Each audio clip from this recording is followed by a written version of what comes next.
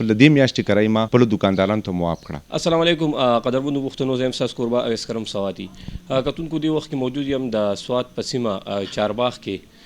بیا زما په څنګ کې ناست د چارباغ بازار سابق نایب صدر. کتونکو یو طرف ته که تاسو ته پته وي چې په پوره ملک کې د کرونا وایرس چې کومه وبا ده هغه د خورېږي او روانه ده، نو بل طرف ته حکومت چې دی نو هغه د لاکډاون جزوي کم لاکډاون چې دی هغه په هر ځای کې لګېدلی دی.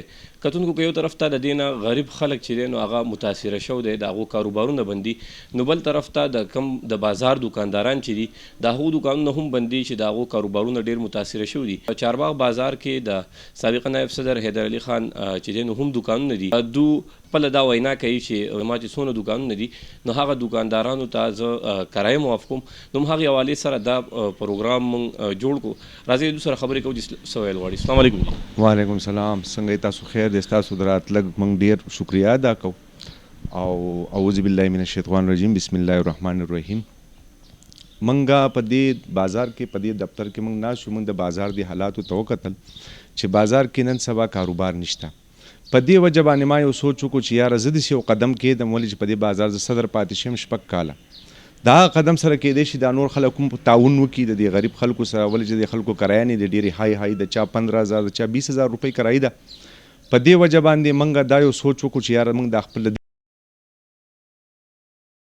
په دې وجه چې یاره دا خلک سوچ وکړي د دې خپل غریب خلکو سره مدد وکړي. په دې وجه باندې موږ کرایه نه خپل معاف کړي د دې میاشتې. د چارباغ بازار نورو دوکاندارانو مالکانو ته او عوامو ته د ټول نړۍ د ټول پاکستان خلکو ته څه پیغام ورکوي؟ زما د خپل خصوصي اول خپل محلې ته، دویم خپل بازار ته، دویم خپل رشتہ دارانو ته، زمونږ چې څومره خلک دي اول خپلو ګاونډیانو ته وګوري چې یار زمونږ د دې ګاونډیانو کره څه پروګرام دی. بیا د هغې نه وروستو خپلو کرایهدارانو ته وګوري، خپل محلهدار ته دې وګوري، خپل غم خادي چې خلک د چا سره کوي هغو ته دې وګوري. که هغو په تکلیف کې نو د هغو سره دې مدد وکړي.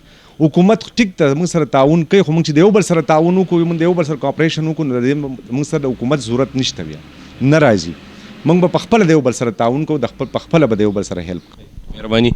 کتونکو څرنګه چې تاسو د سابقه صدر حیدر علي خان خبرې واورېدې، یو طرف ته کتونکو که موږ د انسانیت سوچ وکړو، د مسلمانۍ نه بلکې د انسانیت سوچ وکړو، نو په هره سخته کې د خپل ورور او د یو انسان خیال ساتل پکار دي چې څونه زمونږ په علاقو کې زمونږ په محلو کې څونه غریب خلک دي، دیاړیمار خلک دي، د هغو خیال ساتل پکار دي. که چېرې د هغو په کور کې خوراک نه پخ شی، هغو له ترکاري خوراک لیږل پکار دي. بل طرف ته که تاسو وګورئ که د صدر صاحب دا اقدام زه به ووایم چې دا یو ډېر ښه اقدام دی، احسن اقدام دی.